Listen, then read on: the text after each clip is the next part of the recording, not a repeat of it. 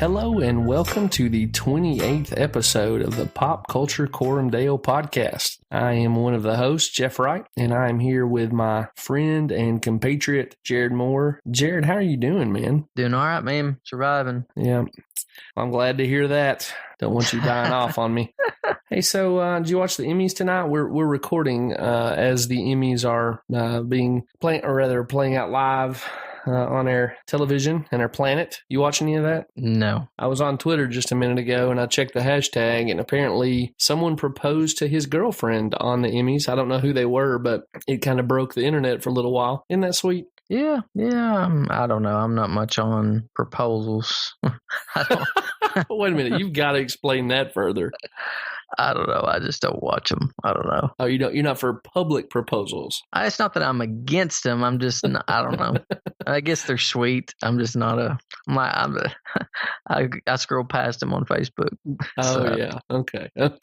You're generally in favor of men and women being married, though, right? Yeah, I'm in favor of marriage, of course. Okay. I don't know. I think a lot of thought goes into proposals. More so than in weddings, more so than marriages lots of times.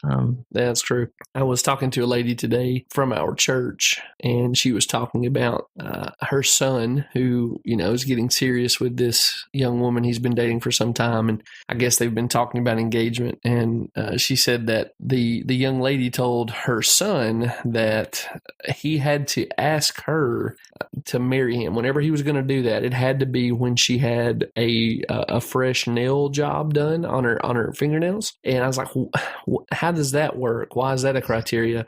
And she said that she assumed that it was so that the Instagram pictures of the ring and whatnot would all look as nice as they possibly could. I just thought, man, how the times are a-changing. My goodness. Yeah. I don't know. You shouldn't even be thinking about what other people think about your proposal. Like, that shouldn't even be crossing your mind. Yeah, I guess I don't want to beat up on them from a distance, but it was odd to me. And I just thought, too, that kind of kills the surprise of the thing, right? Like, he's either got to tell you, go get your nails done, or, you'll be like, hey, I got my nails done. I wonder if today's the day. And I don't know, it just limits sort of the spontaneity of the thing. But anyway, there was a proposal on the Emmys, and we can all ooh and ah and coo over the cuteness of it. It's good to see. Good to see the institution of marriage still get some prime time love. But hey, we're not here to talk about marriage. We're here to talk about Netflix's animated Jewel. And I say that because they spent $30 million buying the thing. Next Good grief. Yeah, no kidding. But before we do that, Jared, you watching or reading anything good lately? Since we last talked, I don't think I've just listened to lore some more. Yeah. I haven't really been doing a whole lot of watching. I watched some Better Call Saul, but other than that, man, that's about it. Yeah. Well, I guess I'm not consuming as much as normal either. Teaching has me tied up more regularly, but I am trying to finish the Hulu series Castle Rock that's based on the Stephen King universe. Mm-hmm. I've heard some stuff about the ending that, I think this is a spoiler since I haven't seen it either, but the ending of that series, or maybe season 1 of the series, I'm actually not sure, but people were disappointed in it, and I'm trying to kind of plow through the thing so I can move on to something else, but not to give away too much about later in the episode, but I'm planning a Predator marathon. I've went and tracked down all the Predator movies, and I think I'm going to watch just chronologically straight through those sometime when I get a break in my regularly scheduled viewing. Okay, I'm interested in your thoughts on that. Yeah, I know you're a big fan. I'm looking forward to talking to you about it. Well, that was an uneventful What You Watching, but now we'll move into our segment called So Sorry to Interrupt. Hey everybody, just a heads up. At this point, Jared and I get into a pretty extended discussion on The Predator, and some of what we discuss could lightly, possibly, maybe be considered spoilers. So I wanted to give you a heads up to make sure you didn't have any details of that movie spoiled for you. If you want to skip ahead through our discussion of The Predator, go ahead and use your skip forward button till about 15 minutes and 43 seconds. Okay, thanks. Back to the discussion. Jared, speaking of The Predator, you and I went and watched that thing last week. As I mentioned already, and as our listeners know, you're a big fan of that franchise. What'd you think about The Predator? Well, it was too crude to do on this show, I think, and so that's why we're doing Next Gen instead of the Predator. There was a lot of foul language. I mean, we've talked on here a lot, often about how foul language isn't, it doesn't wound our conscience as much as nudity, sexual stuff, right? But man, this is like right at the line there. And the other thing that kind of killed me, I don't think this is a spoiler we have to warn anybody about, but the female lead in that movie was so foul mouthed, and I thought that maybe they were like trying to make her a credible like colleague of these military guys by having her be the most foul mouthed. But man, it was kind of overwhelming. I'm with you. Yeah, she was worse than them, or just as bad. But yeah, it was more. I mean, the first one had a couple of crude jokes or statements in it. This one had like 30, 40 or something. Yeah. I mean, it was almost like it was trying to, I don't know, compete with Deadpool or something. Not that, obviously that's probably not on the radar, but just that, we can be, it's already a rated R movie because of violence. So, say what you want.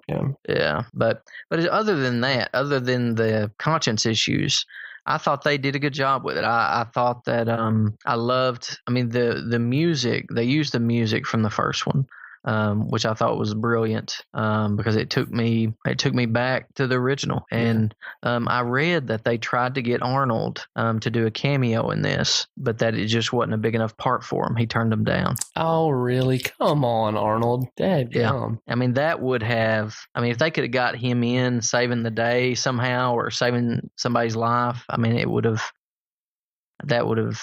thrown it over the top. And I did like, they basically, I like how they defeated the Predator and everything. It was good. It was not the first one, but it was a good sequel. It should have been, it's better than all the rest. All the rest of the sequels? You're not saying it's better than the original, right? No. Okay. It's not better than the original. The original, I don't think they'll ever outdo it. Because this one, it would just, there was a lot of nonsense too, like the global warming and the patchwork of DNA, and all that's just Looney Tunes. But it was a fun movie. Yeah, how did you like Boyd Holbrook as the the big, action star that the movie's built around? I don't know if you watched Logan, but he's in Logan, I think, is like the bad guy in that one, and that's the only thing I can remember him from. I've seen Logan, but I didn't even remember that guy in it. I think he plays like a mercenary or something, the one that's chasing Logan and Professor X. I think that's right. But yeah, again, that's the only thing I've seen him in prior to this. I thought he did a good job. He just does not look, he should have gotten beefed up for this role, they did make him a sniper. That's when, you don't have to be a physical powerhouse to be a sniper. But yeah, I hear what you're saying. None of the guys were big, were they? They didn't have they were all military guys. Was it Taye Diggs? Was he in it? I guess he was the biggest guy. No, dude, Taye Diggs wasn't in this. Who are you thinking about? I don't know. No, they're Trevante Rhodes played Nebraska. Kind of the buddy that he was there with. Sterling K. Brown was the bad guy, obviously. With Holbrook, I kind of thought he got overshadowed by some of his co-stars. Probably the biggest star right now, anyway, in this is Sterling K. Brown. But you also had Keegan-Michael Key, Olivia Munn, Thomas Jane. Like, there were some fairly well-known actors in this movie, and Boyd was the one who was supposed to carry it. I thought he did a fine job, but I spent a lot more time paying attention to, again, Trevante Rhodes, obviously Sterling K. Brown. I don't know. I'm curious to see if he goes on to have an action career here. I thought it was, I didn't think this marked him out as the next big thing in action movies, if that makes sense. It didn't, and there wasn't. Did he do much hand-to-hand combat? Did he do much amazing shooting scenes? And no, he got in a fight with the guys in the barn. But this movie there wasn't a whole lot of hand-to-hand combat. He did a lot of running around, jumping, and shooting guns. Mm-hmm. But there really wasn't a lot of fisticuffs, if I can borrow that phrase. With action movies, you got to have. I feel like there's got to be some up close choreographed stuff. Right. And they just wasn't in this movie. I guess what I'm saying, I don't think that this need to be like a John McClane type performance in order for him to, one man army type thing, and it wasn't that. Yeah, I mean, I guess Shane Black may have been trying to go in a different direction, but you could have had him and Traeger throw down, right? They're similarly sized, and they hint at it, right? That like after we deal with the Predator, you and I are going to straighten this stuff out. But I guess I shouldn't go too much farther without a spoiler warning. But anyway, they could have done some different things there. Yeah. So have you looked at the reviews on this? No. So Rotten Tomatoes, the critics gave it 34%. The audience gave it 51%. Metacritic has it at 49. Letterboxd has it at 2.6 out of 5. Those scores are not super great. Do you think it deserves to be panned? No, I don't. Let me read you the consensus statement from Rotten Tomatoes. Maybe you can react to that. So here's the RT consensus. The Predator has violence and quips to spare, but its chaotically hollow action adds up to another missed opportunity for a franchise increasingly defined by disappointment. Is that fair? I don't think so. I mean, this one is so much better than the original Part 2. It's better than Alien versus Predator. I mean, it's a better story. They even involved the ship. They even involved, I say it's a better story. The concept of the Predator trying to save humanity, like that rogue Predator. Yeah. That's just, the Predators never cared for humanity at all. We're animals to them. Right.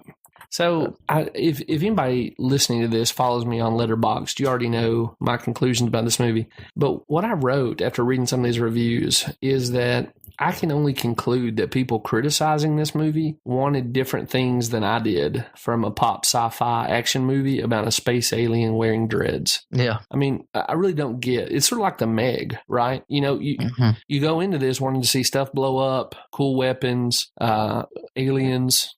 Okay, we got all that. And it was fun. Mm-hmm.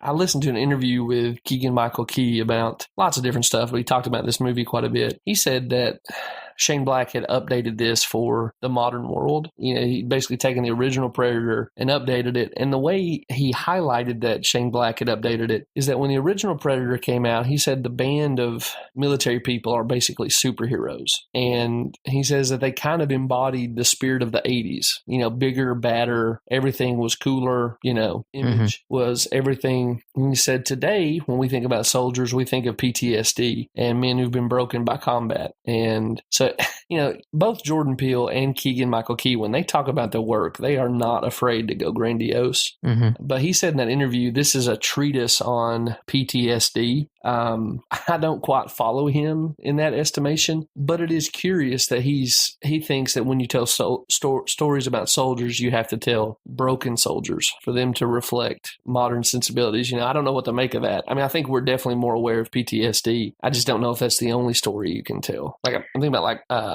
how do I not remember the name of the movie with Chris Hemsworth in it that we reviewed? Not Horse Soldiers. That was the book it was based on. 12 Strong, right? 12 Strong. Mm-hmm. That was a very good soldier movie, but it didn't have to focus on sort of the effects of war on soldiers. Right. So you think he's right or wrong on that? I mean, no, I think he's wrong, man. But I mean, he would know with Shane Black. I don't think soldiers want us to focus on those things. I mean, at least not exclusively. Yeah, I mean the soldiers that I know, they don't want to focus on those things. Yeah, I mean, if anything, they want to. They're taught how to survive and persevere, and they're fighters, and they want to fight even that. Even the PTSD. Sure. Well, anything else you got to say about the Predator, bud? I would like to see somebody else get it. Somebody else get it as director or as star or both? Both. Okay. Yeah. I hope they keep making them, but give it to somebody. I do like that he was nostalgic over the first one and tried to bring harken back to it, but I still think they need to go back to and we've talked about it some. That you need a big action star doing it, and I would love to see him back in the jungle again. But yeah, and that's another thing Key mentioned in that interview. He said that every bit of that was shot in Montreal.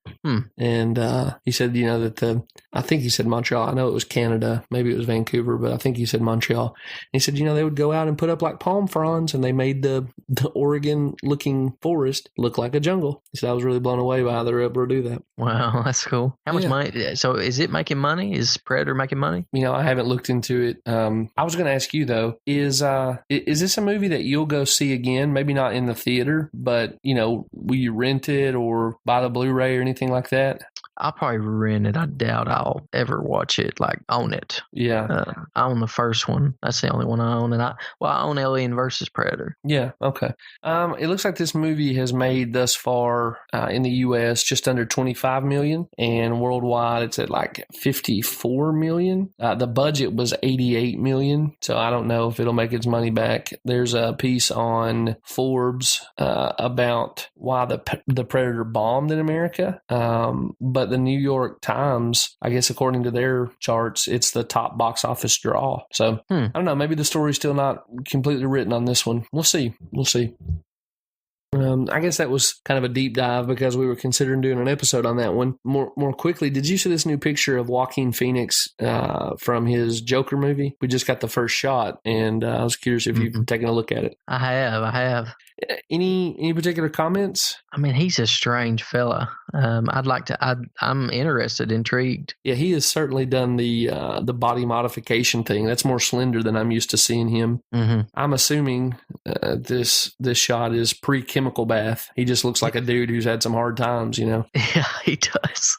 I think we've talked about it a little bit, but it's just super weird that Warner Brothers chose to do two Joker movies, particularly after Leto's Joker was so panned. Mm-hmm. I don't know. Did you pay attention to that news that it was a rumor, and I think it's been debunked now, but that Warner Brothers may be letting Henry Cavill go and not letting him do Superman anymore? Yeah, I saw that. People went nuts. I just think that's so stupid. We talked about this in our Justice League episode, but out of all the things that have gone wrong with that Warner Brothers, DC Extended Universe project, Henry Cavill is not the problem. I mean, there are people in our Facebook group, the Pop Culture Quorum Deo Perpetual After Party. Some of them love Batman versus Superman, Dawn of Justice, and hate Justice League. I'm completely across the board. I liked Justice League, and I hate Batman versus Superman. Mm-hmm. But the one thing we all agree on is that Henry Cavill should, be turned loose to play a really good Superman. Right. And Warner Brothers just cannot get out of their own way, man.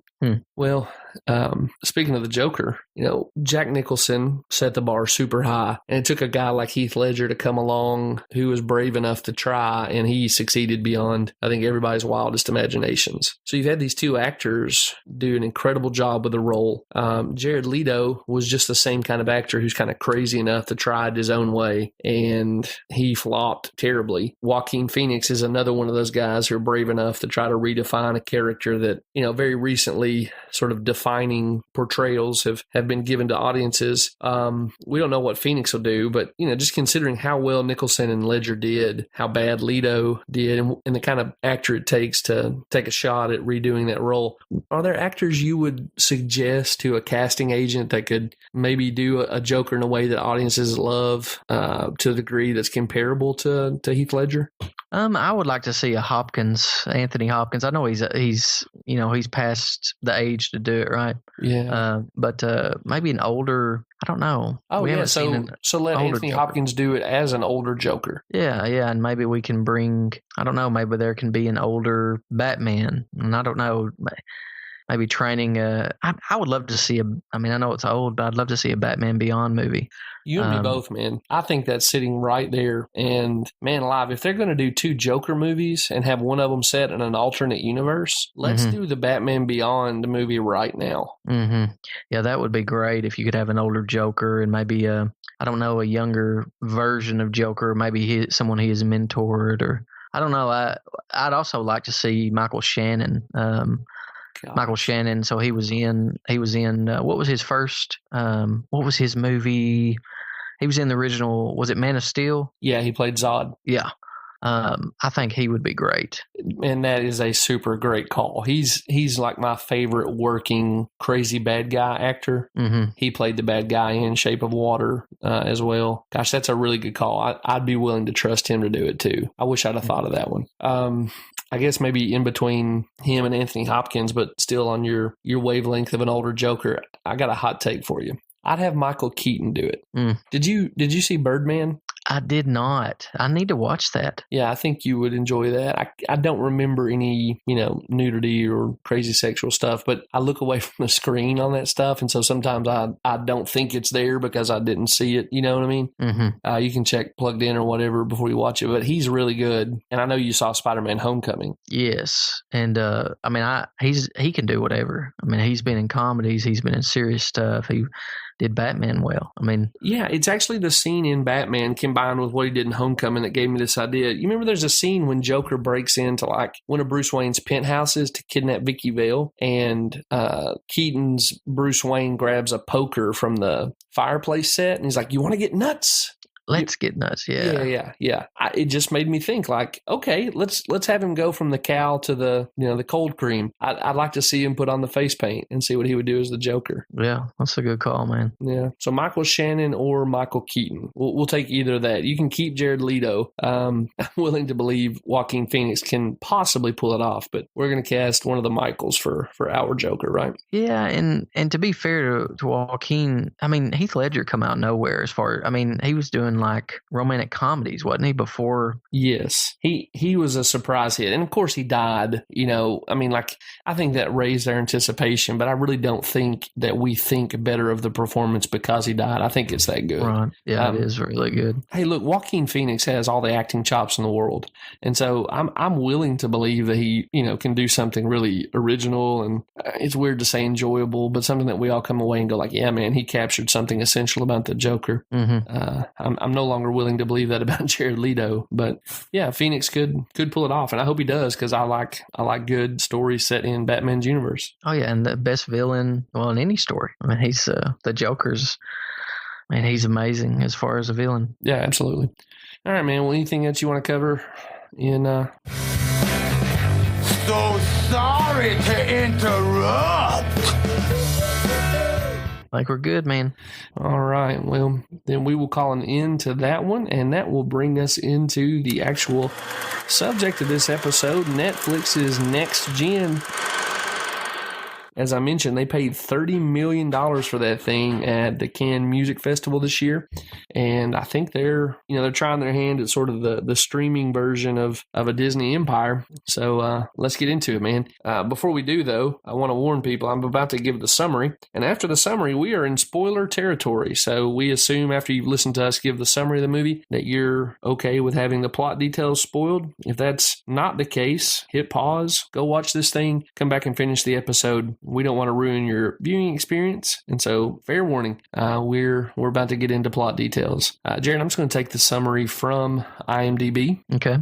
So, a friendship with a top secret robot turns a lonely girl's life into a thrilling adventure as they take on bullies, evil bots, and a scheming madman. Pretty good. Yeah. All right. So, conscience warning. What stuff in this movie that our listeners might want to be prepared to guard their conscience against? It's pretty heavy violence as far as a kids movie. I mean, someone gets vaporized. There's cussing, but it's bleeped out. And I think there may be some language even that gets through, things that you wouldn't want your children saying. But yeah, you've hit on the two things that I thought of as well. I read one of the creators talking about this movie. He said that there's one of the reasons they had to kind of, I shouldn't say had to, one of the reasons Netflix ended up with this is that other distributors really didn't know how to market this movie to kids, because he said there is Marvel Universe style action in it, which there is a lot of violence and stuff blowing up and whatnot. Mm-hmm. But I wonder if he's underselling the fact that there are so many bad words bleeped out.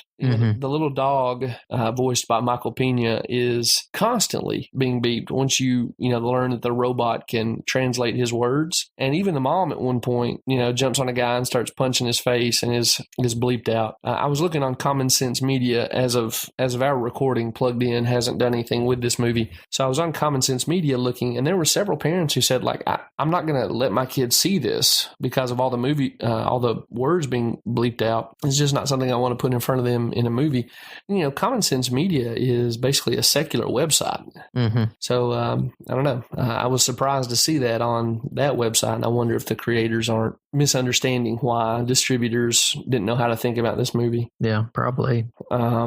Just some notes on this that I thought were interesting. This is the feature directorial debut of animation and visual effects veterans Kevin R. Adams and Joe Ksander. Did you ever see that movie 9? I think it was about like a rag doll, and it just visually was very different looking. I did. Mm-hmm. They were both involved in that as creators, but they've apparently done a ton of stuff in different, different universes and films. So I think it's Adams who's done a bunch of work with Disney Studios, and Ksander has been involved in like the Transformers franchise and Pacific Rim and, big budget action movies. Real quick, 9, that movie they were previously involved in, is that worth watching? I have no idea, man. I don't remember it. I've seen it, but I do not remember it. I think at one point it was on Netflix. It may still be on there, but I've never watched it either. Hey, this I thought was even more interesting. So this movie is based on a comic book from China titled 7723, written by Wang Nima, and it is in the category or genre of rage comic. Are you familiar with rage comics? Mm-mm. So I'm going to butcher this pronunciation, but rage comics are a genre in China. And I guess when I think of Chinese animation and comics, I think of manga and anime, but this is a kind of a category unto itself. And it originates from a comic site called Baozu, which had more than 10 million followers on the Chinese social media site Weibo and over 245,000 subscribers on YouTube. Good grief. Yeah, they're apparently huge. And I guess they were involved even in financing this movie. Apparently the comic does not look much like the movie. It's a totally different artistic style. But the interesting thing to me is that these rage comics, I guess, enraged the Chinese government. In May of this year, the government shut down several different Baozu channels, including that Weibo page that had so many followers, because there was someone wearing one of their rage comic characters' masks. That someone wearing one of those masks posted a video on some social media site making fun of a communist hero, a guy who was a martyr for communism. My goodness. So in China, apparently there's this act. It's a legal precedent instituted by the government that you can't make fun of this list of people they consider martyrs and heroes to the Communist Party of China. Dude, they are a bunch of weenies. My goodness. I mean, last time we talked about Winnie the Pooh, and they were banning Winnie the Pooh. I mean, come on. Isn't it crazy? Like, your ideas are so fragile, they have to be protected from Winnie the Pooh and, a guy wearing a comic book character mask. Yeah. But anyway, so 7723 was, again, written by Wang Nima, and I hope Wang Nima has cashed some of that $30 million and is living somewhere in some capitalistic utopia. Where those exist? Where? Well, the irony is, I've read this in several different business publications that beyond like the social controls of communism, China has become very capitalistic in their economy. So really, irony, that is very interesting. Yeah. It turns out socialists like to make money. Oh, really? Oh, yeah, the top ones, right? Exactly. All right, man. So enough political commentary. Let's start chopping this thing up. So, guys, what we do, if this is your first episode, we take the story of whatever film we're looking at, and we compare it against the story that God is telling about his son, Jesus Christ, through history. And the story that God is actually telling in reality is one that we think divides up into 4 different parts. The first being creation. God spoke his creation into existence and saw that it was good. The second category is fall. This good creation is ruined when God's image bearers choose the path of rebellion, and they bring death and chaos, destruction into God's good creation through that rebellion. But God is committed to his purposes, and he will see to it that his own purposes are not thwarted. So he sends a Messiah, a Savior, who is fully God and fully man, his son, Jesus Christ, who restores this fallen creation through his willing sacrifice of himself and obedience to his Father and love to his people. And through through that sacrifice, God creates a better world. And so he raises his Messiah from the dead and installs him at the head of the cosmic government it's hard to not get excited thinking about it, but the cosmic government that will always be under the administration of Christ, and a new world is born and exists perpetually thereafter. So we go through these stories and see if they're telling us the truth about God's ultimate story in reality. With that in mind, Jared, what is the creational view of the world in Next Gen?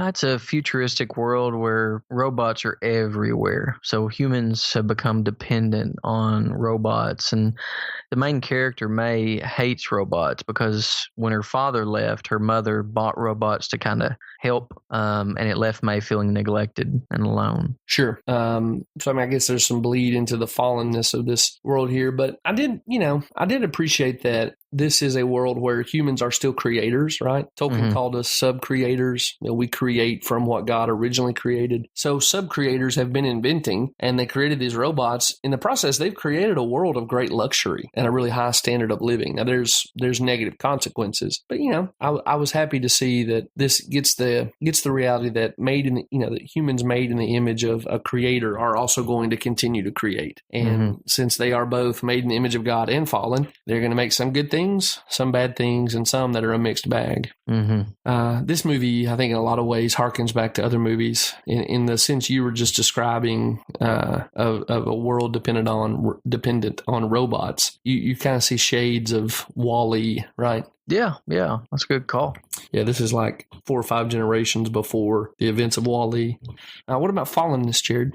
I think with fallenness, it's about broken relationships. I think May's relationship with her father being broken before his death, and then her relationship with her mother, and then her classmates, and even with technology until, she meets Project 77. Yeah, and just as a tip of the cap to the creators of this movie, all of that is communicated within the first 4 minutes of the movie, probably less actually, first couple minutes of the movie, through a really well done opening montage.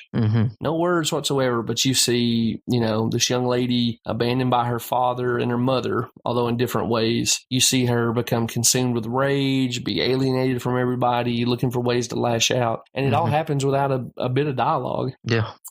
Just one other thing to add to the fallenness pictured in this movie. We see that in the world of Next Gen, technology is crowding out humanity, not by installing robot overlords, although that's part of the story, but it's through constant distraction. These people are technology addicts. Well, what about redemption? I think when her relationships are restored, that's redemption. Yeah. So what I wrote down was that eventually technology shows itself a false messiah and a wicked ruler. Yeah, but she's still, I think, technology used in the right way. It's kind of odd that a robot saves her, isn't it? From a robot. He saves everybody and even makes statements that, I don't know, I think the movie tips its hat to technology is always going to be with us. We just need better technology. Oh, yeah. I think that's a fair accusation. You were talking about how her relationships were restored. So, I'm watching this thing and the bad guy shows himself. And there's this scene where he kidnaps May's mother, right? Well, this magically opens the eyes of May's mom to the way she's abandoned her daughter for technological distraction. And in the same, vein, May is forced to deal with her own anger at being abandoned. And she even finds empathy with those that she's kind of traded out being the tormentor with, I thought it was a little too convenient and a little too underdeveloped. It's like this crisis happened and the crisis fixes everything. But I mean, I don't know, maybe I'm asking too much of an animated movie. Good story's good story, Yeah. Did you notice, I did think this was interesting. I think in some ways Project 77 is supposed to become more humanized. Yeah. And did you notice that his voice got less robotic the more he interacted with May? I did not notice that, but that's fascinating. Yeah, it became much more like Jim from The Office. It starts out with sort of sounding like someone speaking through a robotic synthesizer, but by the end of the movie, well, before he resets himself, but by the point he's most developed in the film, he sounds more human. I thought it was a pretty good storytelling point. That's interesting, and I mean that's how movies get us to care about basically characters that aren't human. They humanize them, and it's the same way with getting us to care for animals, getting us to care for, I mean, you name it. They try to make it look human or mimic humanity. Like even when we watch Jurassic World, the dinosaur, the raptor, velociraptor crying and smiling, and I mean, it's just because they can't. We've talked about that. You can't animalize the humans because then, we won't value them, and so you got to humanize everything else that you want humans to care about. Well, you can dehumanize. That's a technique that plays out way too often in the real world, right? Like we have the language of, fetus and bundle of cells to dehumanize human offspring. So it's more convenient to dispose of without your conscience erupting. Yeah. Yeah, that's a good point. But I mean, they can't. So I guess they humanize what they want you to view as a person. Yeah, and dehumanize what they want you to treat unhumanely. Yeah. All right. So once we have this movie chopped up, what about glorification? Yeah, I'm getting ahead of myself here. So yeah, glorification, Jared.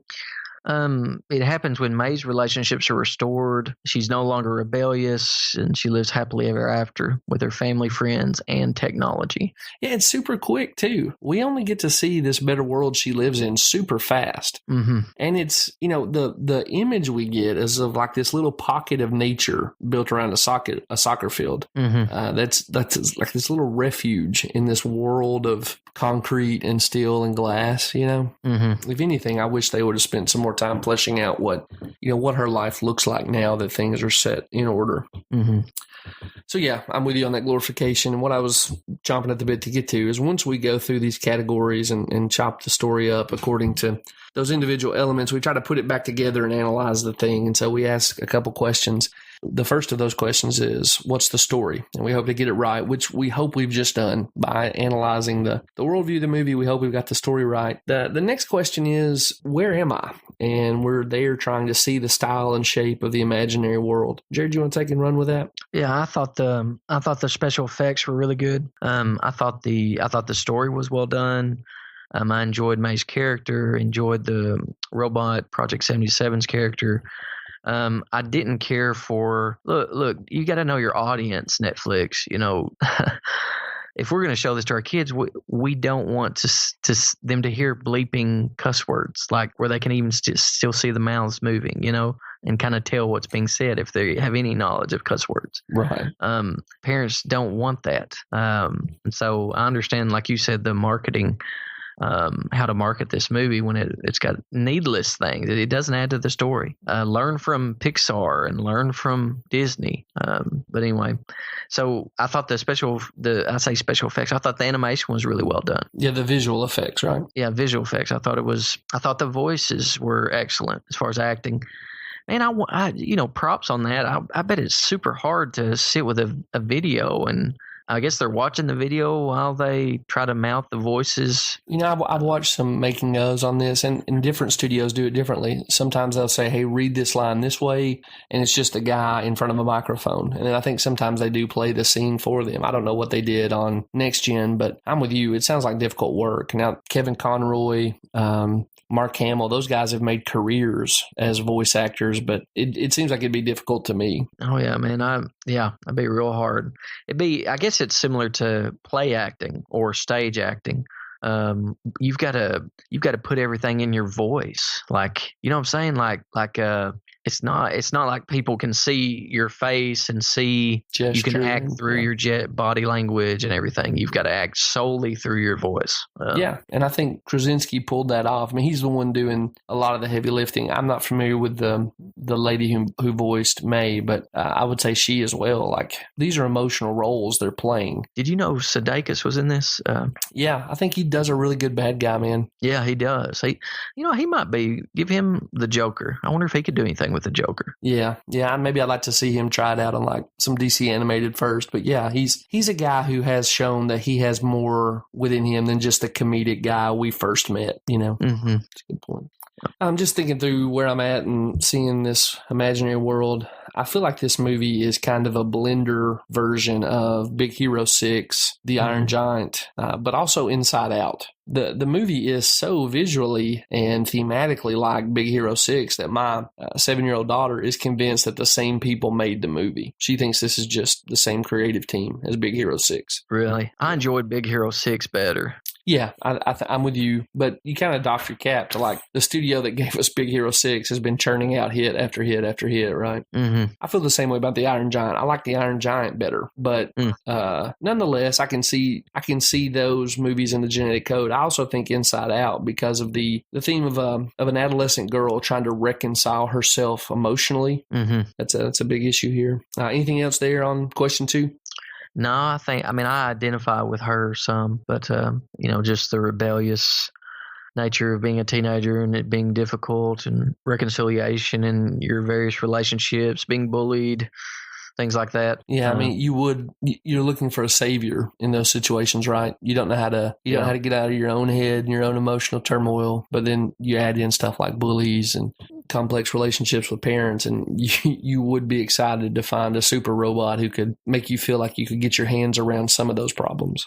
Yeah, dude. I mean, you grew up, we both went to the same middle school, and I was 7th grade. My 7th grade was awful, and your 8th grade was awful. Am I right about that? Yeah, that's right. And it was because, we couldn't pull strings like some of our buddies could. And I was literally stuck in, I had no friends. Like, I was stuck in a mod. They broke us up into almost two different schools in the same grade. Like, put us on one wing, put like half of us on one wing, put the other half on the other wing, and we never saw each other. Yeah, except for like the rare school assembly. Every now and then they'd take us out to the football field. We could see everybody, but you're right. It was like two different worlds. So in 7th grade, dude, I hung out with all the potheads. I mean, I didn't mess with it, but. Sure, Jared. I've never smoked pot, but I was around it a lot my 7th grade year because those were my buddies. They were my homeroom. Most of those guys that I hung out with, I think that every one of them dropped out of high school freshman or sophomore year. Yeah. I'm not kidding. Yeah, I believe it. I mean, I could probably name some of the same people. That's just a tragedy, man. Yeah, I mean, it was but it's just interesting. I was just in a different world that I wasn't used to, but I did make friends, but but your 8th grade year was like that, and I was short, I was small, and so it was an easy target for bullies that year too. And I don't know. You'd like to have your own Project 73, wouldn't you? Or 77? What is he? Project what? 77, I believe. 77. Okay. Yeah, the temptation for revenge, the desire for revenge. And then Korn came in the picture there, and the band Korn, not the delectable summer treat.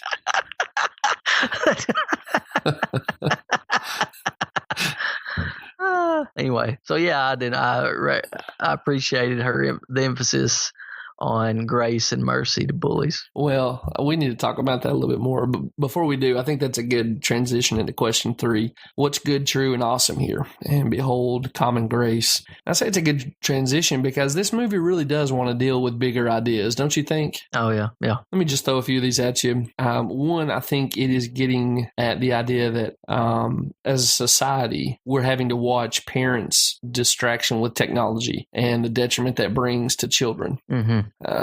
Technology and the way it affects humans is a personal interest of mine. And it seems like the magazine The Atlantic has been doing a lot of writing on this. Let me throw 2 quotes at you from fairly recent articles, both from 2018.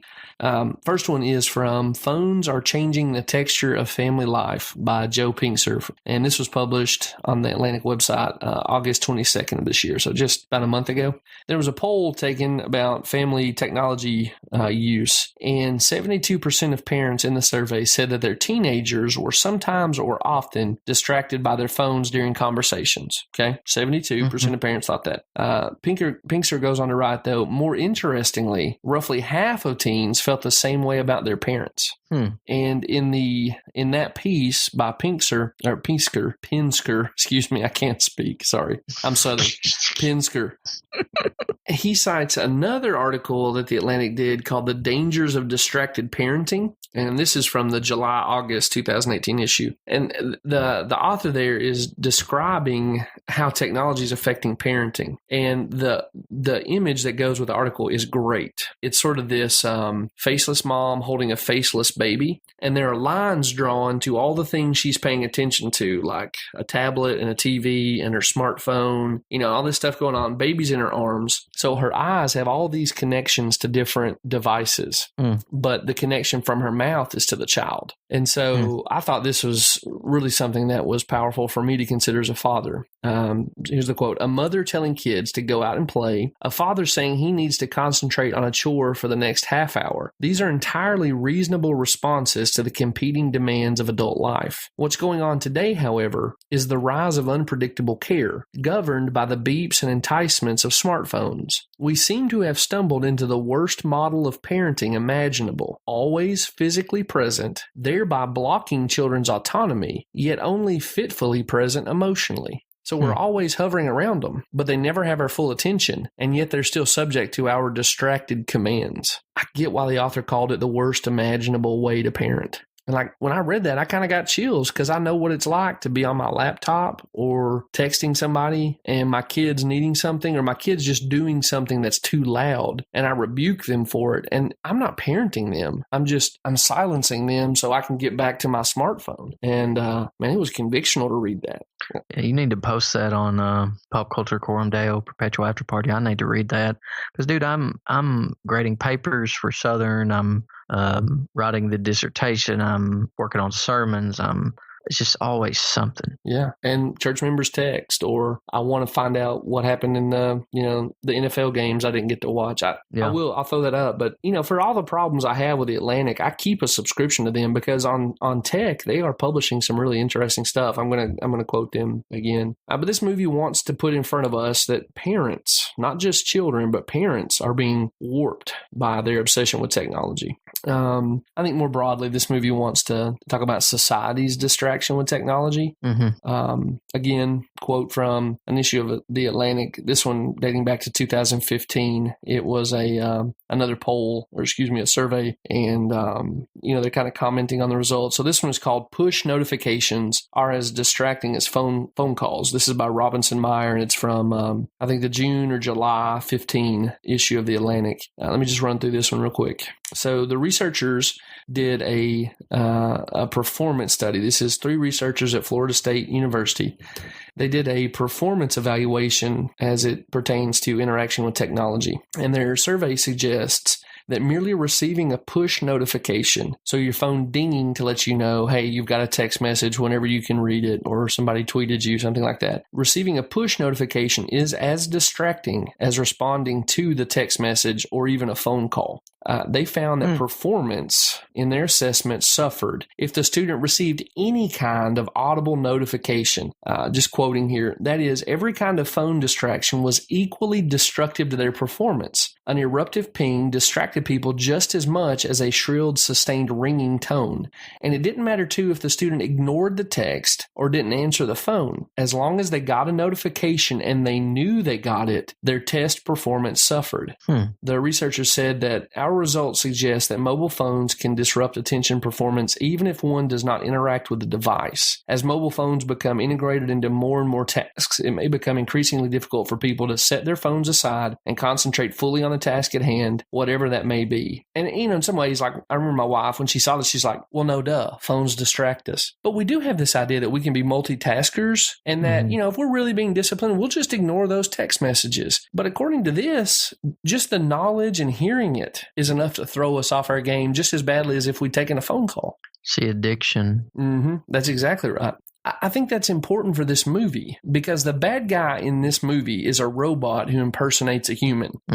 And I think there's obviously the specter of artificial intelligence raised there, right? We think of Skynet and all the sci-fi movies we grew up on. But I think we can go more immediate than that. We're thinking through the issues this movie raises. Another obvious one, there are a lot of chat bots that handle introductory customer service now. A lot of times when you're chatting with someone on a website, you're just chatting with a bot and it'll eventually figure how to hand you off to someone.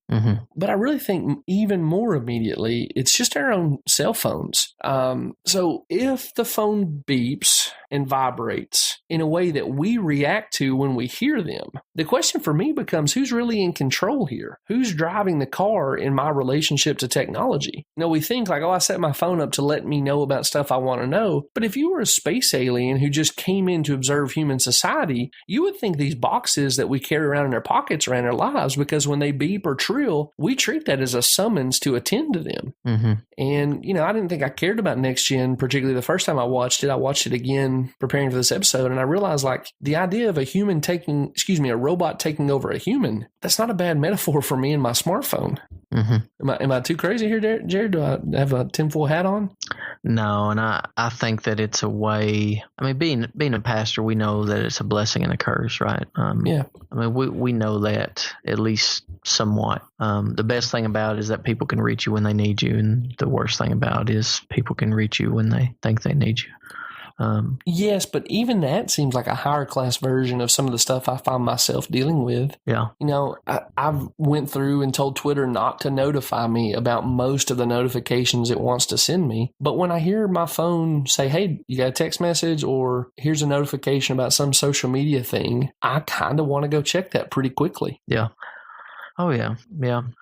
I mean, my leg will vibrate when my phone's not even in my pocket. Oh yeah, it's like a phantom phone call you receive. It's like phantom limb pain. I don't know what it is. It weirds me out though. Like wait a second, my phone ain't in my pocket. Why am I feeling it? Yeah. But I don't know if I don't know. It's got to be a brain thing. It's got to be I'm so used to it, or it's a conditioning thing. Yeah. Yeah. It's something strange. There's probably 10 years from now they'll probably say, hey, this is what this is. But yeah, I think you've hit the nail on the head. But this isn't something new. It's the TV always having to be on when we were kids. Our daddies always having to have that noise. Yeah. A dependence on technological noise. You know what I'm saying? Like, oh yeah, yeah. Well, some of the same stuff that Atlantic is publishing. It's kind of like what Christian Smith did with moralistic therapeutic deism when he found out that that's the religious default setting for American teenagers several years ago. Mm-hmm. Kenda Creasy Dean came along and said, oh yeah, okay, what's that like for their parents? And she found out that the parents had handed it down to the children. And the Atlantic is publishing stuff saying that basically kids are learning their technology habits from their parents. Yeah, I mean that definitely makes sense. But how do we keep our kids? So we basically just limit our kids' technology. My daughter, my 9-year-old's asking for a phone because her friends have phones. Well, I've mentioned on here before, there's a professor at Union University in Jackson, Tennessee, that's really impacted my thinking on this. His name's Justin Barnard. And a lot of the stuff he's, said publicly on technology and thinking about it as a Christian is available through a Google search. I really recommend anyone who's the least bit interested in this tracking that down. I try to put up some resources on that on the after party. But, he points out that technology, we approach it as a tool, and every tool has the capacity for good and for harm. And he made the statement years ago that he said, your smartphone, this was back when it was like the first generation iPhones or, maybe 2 generations in. He says that thing has more power than a bandsaw. And yet we think very little of handing a kid a smartphone or a tablet. We'd never hand them a table saw. Mm-hmm. And he's right. I think it was him, and another time he said, in some ways, your smartphone is a portal to hell. And we hand it to the kid like a babysitter and say, go play your games or watch YouTube videos. Oh yeah, YouTube. Yeah, we don't let our kids do that, or they don't have any social media, or I know they will eventually, but I'm hoping that their brains and their consciences are prepared enough by the word and a relationship with Christ by then that they'll make good decisions. Yeah, we've got kind of the same deal. My son is about the same age as your daughter. And, he's talking to me about like classmates who are getting phones. And Christy was telling me about this campaign she saw advertised, wait till 8. It was like, be a good parent, wait till 8 to get them their own phone. And I really don't want to pick a fight with any listeners and the choices they made in their household, but wait till 8 floored me. Are you sure it wasn't it's not a spoof? It's not a... Now, this is from my wife, but she said it was a public service announcement. Oh, my goodness, man. And maybe she got fooled. But, I mean, based on what I see in our Christian private school, a lot of parents who are very thoughtful about their children are not waiting till 8. So it's easy for me to believe that someone would launch a campaign like that. And my daughter, who's younger than yours, was in the room while we were talking about this. And she's like, oh, when I turn 8, can I get a phone? And my wife just laughed and she said, I mean, we're not doing everything right with technology. I'm not trying to claim that at all. But she laughed and said, have you met your dad? You won't get a phone when you're 28 if he has anything to do with it. Yeah, that's she's got you pegged, man. Yeah, I'm not really that reactionary, I don't think. No, but we're going to reap the whirlwind, though. Well, I cannot imagine giving my daughter a phone. It's hard for me to conceive of giving her one before she's driving. Oh, I know. I mean, then a flip phone. You had one before. Didn't you have one? I remember, I didn't get one till I was in college, but I remember you guys having them when y'all were driving. Yeah, speaking of parents teaching children, my dad was the first person I knew to have a cellular telephone. He had a bag phone in his car. Oh, that's cool. And that was, that was because of his business. He was legitimately needful of that. I was probably the first kid I knew to have a cell phone, yeah. And I'm sure, knowing my parents and how generous they were, that they would have been happy to provide me a smartphone. Mm-hmm. But that was one of those things, man. They didn't know, coming into this stuff. Yeah.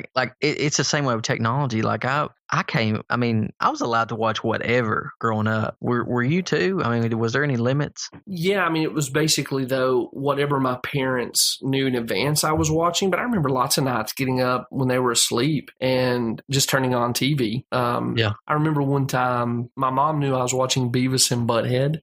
Talk about a time capsule. And she didn't want me, she'd read all these alerts about kids watching Beavis and Butthead.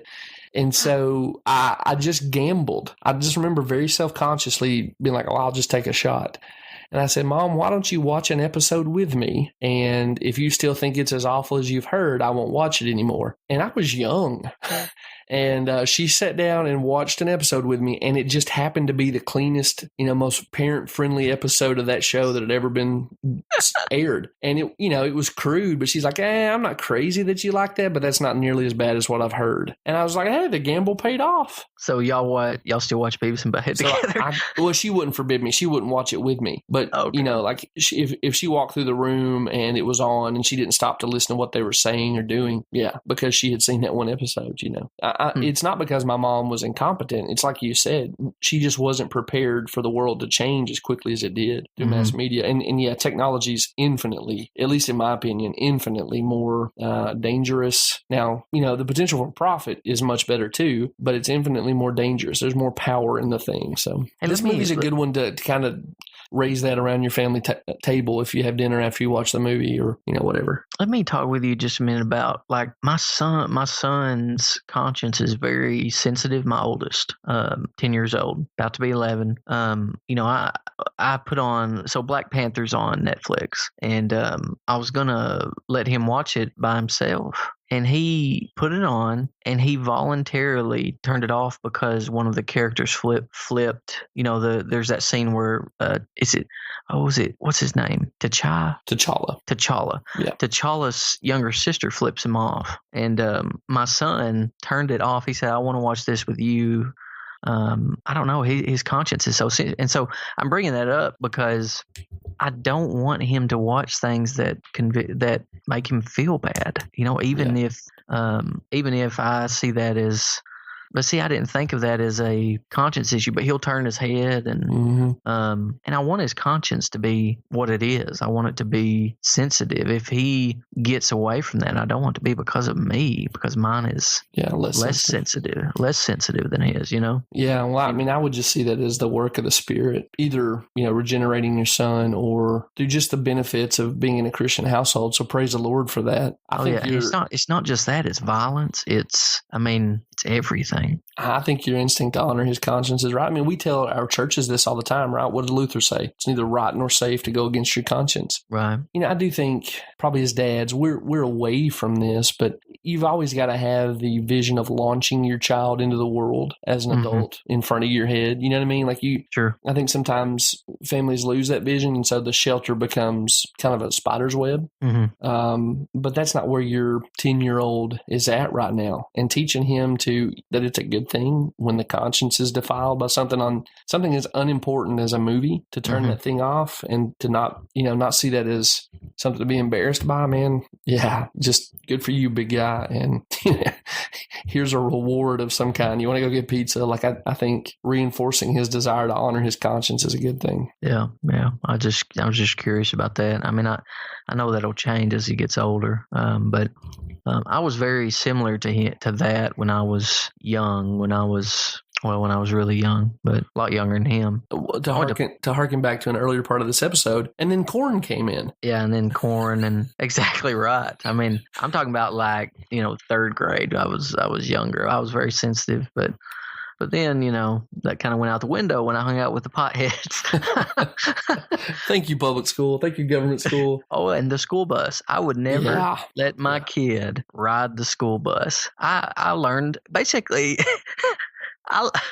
It's like the inverse of that chart. Everything I needed to know, I learned in kindergarten. Everything I should have never known, I learned on the school bus. Exactly right. Everything. I mean, they had alcohol, they had drugs, there was pornography on the school bus. A kid passed me my first XXX rated. It was a video cassette back then when I was in 5th grade on the school bus. 5th grade. Yeah. And another kid when I was in 7th grade sold me, I remember 3 or 4 of his dad's Playboys. Oh, man. Yeah. Yeah, dude. And I was offered pot. I think I was 4th grade. It's the first time. 4th grade, man. My daughter's in 4th grade. Oh, I know, man. I mean, 9 years old. It hurts my stomach for her to know some of the things even exist in the world as a possibility that I was watching and laughing at and consuming at that age. Good grief. That's so crazy to think about. I mean, I guess we're off on a separate podcast called Dad Corner, but that it's to the credit of this movie that it does make you think as a parent. Some movies we praise because they're kids' movies that make parents laugh as well. Again, Next Gen is not a movie that I came away being like, I really like that one, but it made me think about some really important issues, and I'm glad for that. And I think it's the kind of movie that can put good stuff in front of your family. This is why we aren't going to let you guys have a cell phone. This is why we're not going to turn you loose on YouTube. I think that this movie is good for that. Anything else on what's praiseworthy in this movie? No, I think we hit some good things. Yeah, we hit some good things. Then we went off trail to look for some more. We've come back around. So yeah, it's like a sermon. Oh no. We have text for sermons. Yeah. So hey, Jared, what's distorted, evil, and false here? Where's idolatry? How can we subvert it? I think this movie tips its hat towards that. One day technology will be as legitimate as a human relationship. I think that's what it's saying with... You're never alone when you've got a Q-bot. Well, and Project 77 at one point says our memories make us who we are. And so I'm curious what they're getting at with emphasizing that with this robot and this... I don't know. I was just trying to think through what they're saying. I don't know if they're talking about trying to make the case for social media. I don't know if they're trying to make... Or humanizing him because he had memories that he cherished and felt affection for her. Maybe he was becoming equivalent to a human. Yes. And so... I hadn't thought about that. That's what I'm curious about. Like if they're trying to look down the road, like I don't know enough about AI. I've seen interviews with people who do, and they argue that AI is creating AI. Yeah. Or that it's going to be creating AI, which I don't even know what that looks like when your AI can create even smarter AI. But I think they're trying to wrestle with the assumption that one day we will have to redefine what makes a human human. And because the AI is going to become equivalent as far as, it's going to be just as smarter than we are. Yeah, maybe even have, like stuff you've seen in the latest Blade Runner, for instance, like his life companion is a program. Mm-hmm. And so we've got to get back to the, Adam and Eve. I mean, what makes a human? And it's a human nature joined with a human person, and that is what makes a human being a human being. And or people talk about being self-aware, and self-conscious type stuff, but I think we need to emphasize human nature, human person, because once you start saying other things, you may be able to, because I don't know, AI may eventually become self-aware. Yeah, I think that's possible. And we're gonna have to get back to the Bible. We're gonna have to get back to Scripture. What happens? They're already making sex robots. What happens when a sex robot becomes self-conscious and people want to marry him? Yeah. We've got to get back to just the simple biblical description of what is a person, and robots cannot be persons. Animals cannot be persons. Yeah, when Project 77 says that our memories make us who we are, my daughter looked up and said, "Dad, is that true?" And I want to throw a bone to the creators. It seems true. Mm-hmm. But I told her, I was like, that would be really bad for Nana. So my dad's wife is in late stages of dementia, and most of her memories are gone at this point. And I said, yeah, Nana's very sick, and it's really changed a lot about her life, but she's still who she is, even though her memories have been taken from her by this disease. Mm-hmm. And who can look at someone who's at the late stages of that kind of disease and say that they've not been changed, outwardly? Mm-hmm. Sure. But the default setting I want for my daughter is that even as someone who, her cognitive function is just so reduced, I want my daughter to go, oh, she's an image bearer and she has dignity. And there's something inherent about who she is that even the loss of memory can't take away. Absolutely. And so God is the one who determines who we are. Yeah. And not only that, but concerning salvation, who we are in Christ, it is Christ remembering us that saves us. Amen. It is not our memory of him. That's exactly where I took my daughter. I said, honey, whatever changes she's went through, Christ is going to be faithful to her, and Christ will remember who she is, and Christ will restore her to the fullness of who he made her to be in eternity, because he's faithful. There's no disease that will touch his memory. Mm-hmm. And it hits so close to home with me as well. My mom with Parkinson's, her brain is slowly being destroyed. And if she lives long enough, she'll forget all of us. And so just thinking through that and how the faithfulness of Christ, and I'm just thankful. Amen. Well, if I can go maybe not so somber, talking about evil in this, May is just the absolute worst. I'm going to hit you with this. I mentioned Christian Smith and moralistic therapeutic deism earlier, right? So it's this, it's basically the default setting of our culture religiously, is that, there's probably a God who exists, but to whatever degree he's a real thing, he's sitting in heaven to actualize my hopes and my dreams. And the way I get him to do that is to be a good person defined by whatever I happen to think is good. But even if I'm ill, he's still going to have my back because he's just that, that great big buddy in the sky. And it seems to me like May is the animated incarnation of moralistic therapeutic deism. Project 77 loves her with no expectations whatsoever, and she uses him to fix all of her perceived problems. She breaks with him as soon as he fails to immediately meet her expectations or do what she wants. And you see with May, as soon as she gets the chance, she's no better than the bullies who tormented her. Right. As soon as she gets any power, she just becomes the exact same person they are. And then she goes further.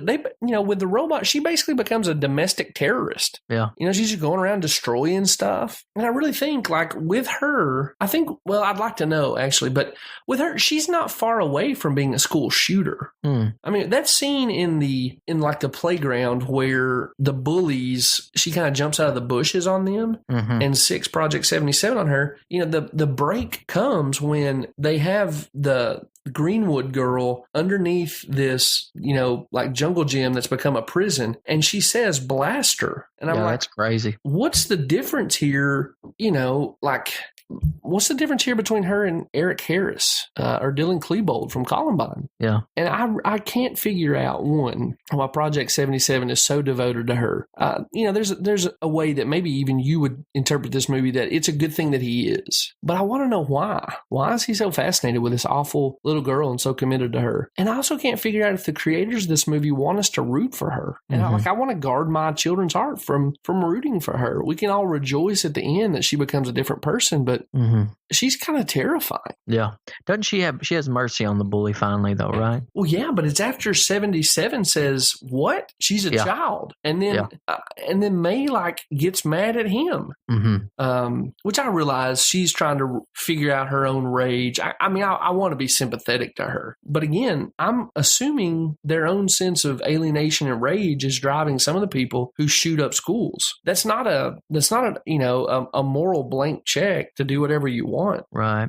And we've seen, you're making great points, man, because, when a shooting happens, it's often emphasized, well, they were bullied. Well, they were, I was bullied in middle school. I didn't bring a gun and shoot anybody. Yeah, I'm not the exemplar. I'm not saying that, because I didn't, I'm some better case, but, there was a sense that just wasn't an option. It didn't matter how bad things got for me. Right. I wasn't allowed to go there. And then, we graduated either the year before or the year after Columbine. And that was a game changer. I read a study not too long ago. I think it was Malcolm Gladwell, maybe even older, from 2013. But he said that up until that point that he'd written that, every school shooter had in some way referenced the Columbine shooters in their own, plans or descriptions or whatever. And so, we watch kids our age make a different choice, but it just wasn't on the table. Yeah, yeah. I do think the Christian faith is really helpful here, because the Christian faith tells you that there is a category of profitable suffering and a guaranteed future reckoning. Now, I'm not saying that I was necessarily living self-consciously in those realities, but I could say, yeah, Christ suffered. And I remember doing this with some of the bullies,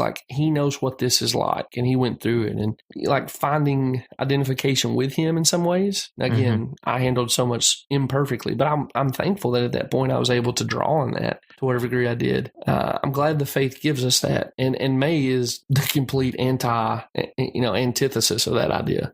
Yeah. Mine was, I had a basic understanding of the gospel at that age, but more so that God would be with me and was with me. And but it was rough. That sounds kind of MTD-ish. What's MTD? Moralistic therapeutic deism. It probably was. Yeah. It probably was. I'm sure I was eating up with it too. I don't think I was some prescient Christian, but I do remember thinking that it's not on the table for me to stab this guy, even though he's caused me physical and emotional pain.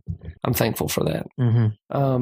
Well, Jared, anything else on what's distorted and evil here? No, I think we're ready to move to the gospel. Yeah. So how does the gospel apply here? I think in this movie, technology saves the day. Glorification happens when May's relationships are restored, even her relationship with technology. And so the question comes, what is this relationship with technology? And I think it's a familial one.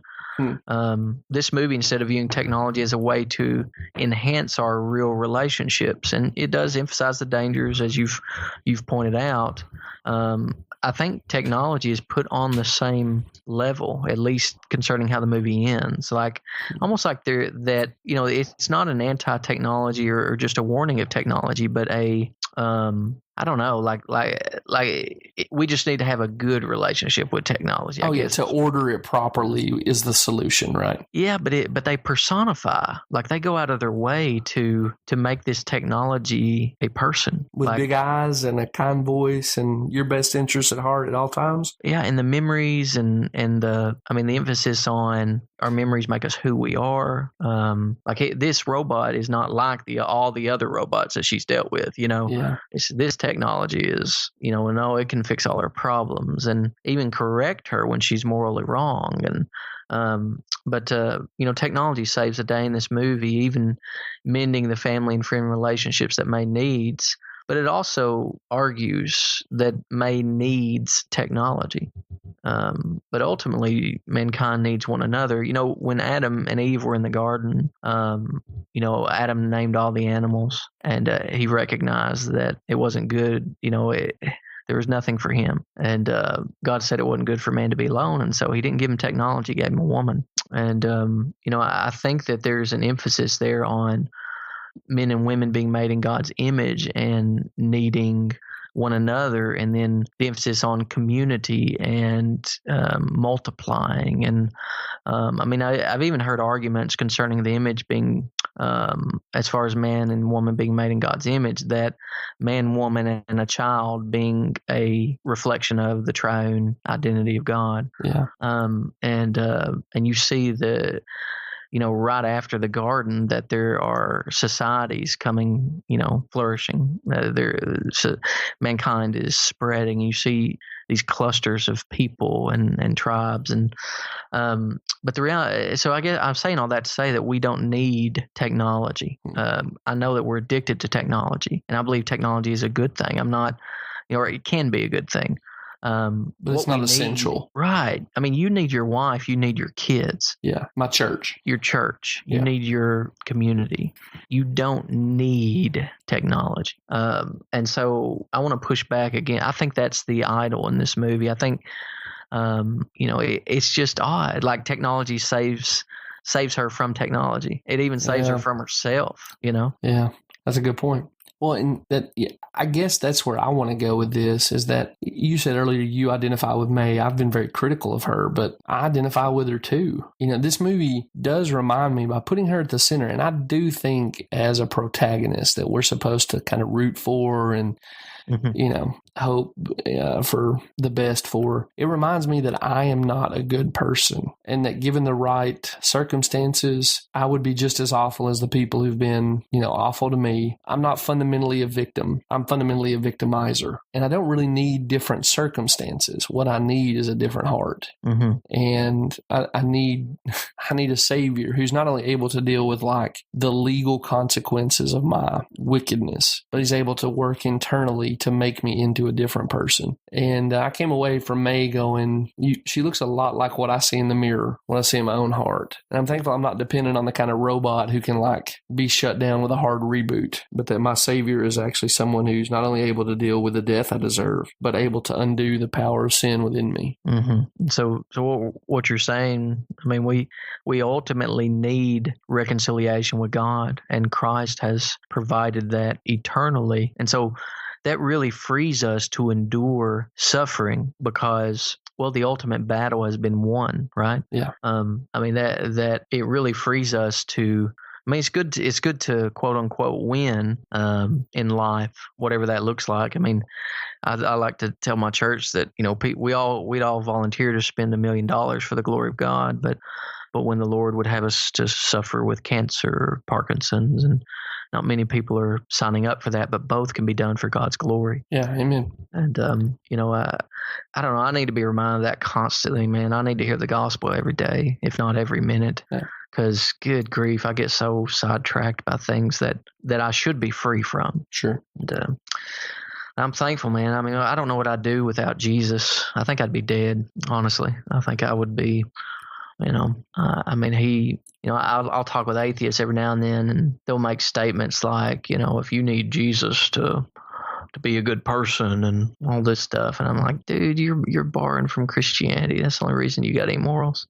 But I do need Jesus. That's why I came to him. I need him desperately. Yeah. I'm sorry, but mankind ain't enough for me to keep on going, man. I need Christ. If I had to base everything on myself or other people, like for ultimate fulfillment, I constantly let myself down, and then other people let me down. It's just I just need the Lord, and I'm so thankful that He is forever faithful. I'm rambling a bit, man. That's what preachers do. But you said earlier that we needed other humans, that, technology couldn't satisfy that. Yeah. And that's true, but it's a limited truth too. Like, we ultimately, even as humans, need something beyond just other fallen humans. We need a savior who's fully God and fully man to make us into his Father's original design for us, rather than this thing that our sin and our participation in it has made of us. So I'm with you. I leave this going, I'm thankful for Christ. So. Amen. Anything else you need? Anything else you got on this movie here that we hadn't covered? No, listener, if you haven't seen this yet, I think it's worth watching. I mean, it's worth engaging. And it's not going to be the best kids movie, but it won't be the worst. I think I'll watch it again. But I'm with you. I think parents are going to have to decide if they want to see these bleeped out cuss words. But this is the kind of movie that you could, if you decide that that's acceptable for your family, and I'm not saying you should or should not, it's going to give you a chance to talk about certain issues that are about as relevant as possible in our cultural moment. Yeah. I mean, actually, my kids have seen it, but it was partly because I saw a new kids movie on Netflix, and I saw the preview. I was like, oh, let's watch it. And I didn't think about conscience warnings, Right. And that's my fault. But yeah, I'm glad you admit that, because we come on here and we talk about this stuff. I don't want people to think we don't drop the ball and are unthoughtful about the way we consume media either. So thanks for sharing that. Speaking of consuming media, I've got a nomination for what we cover next. Okay. It is the John Cho movie Searching. Have you seen anything about that? I've seen the previews, but I cannot remember.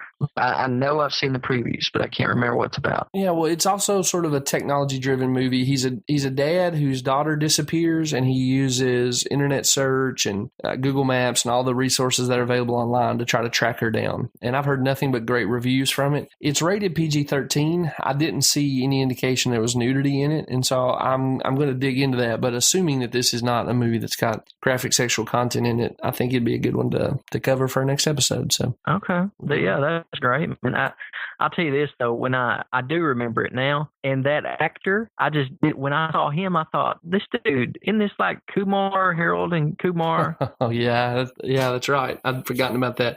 I've actually never seen that movie. You must have watched that with the kids in your mod. Dude, I haven't seen it, but I've just, I know enough about it that it's rough.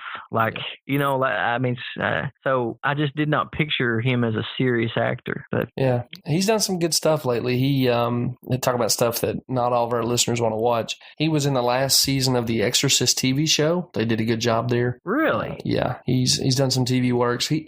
I've read some pieces saying he's the next it guy in Hollywood, but I'm really excited to watch this movie and see what's going on with it.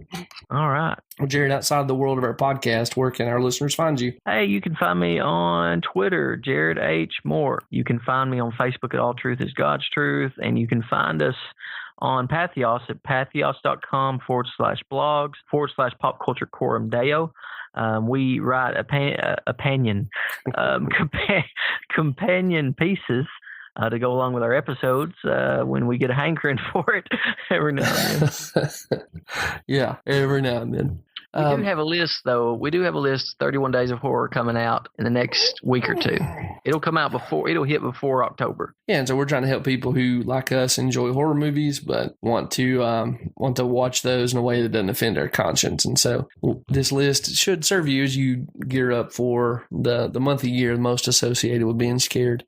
You can find the podcast at PCCD Pod on most social media platforms. Also want to commend to you the Pop Culture Quorum Deo Perpetual After Party, the Facebook group. I think there's a lot of reasons to not be on Facebook anymore, but if you are if you're still on that platform, or if you think, I'll just create an account and the only thing I'll do is talk to the people on the Facebook group, I think it's a pretty good use of your time if you're going to engage with people through social media. It's a good place to get started. So join in there. We'd love to talk to you on there. If you want to connect with me outside of the podcast, I'm at Right Jeff. We would so appreciate reviews left on wherever you're consuming this podcast. iTunes in particular, a 5-star review goes a long way to helping new people find the show. So thanks in advance to those of you who will make that choice, and thanks to those of you who've already done so. We really appreciate that.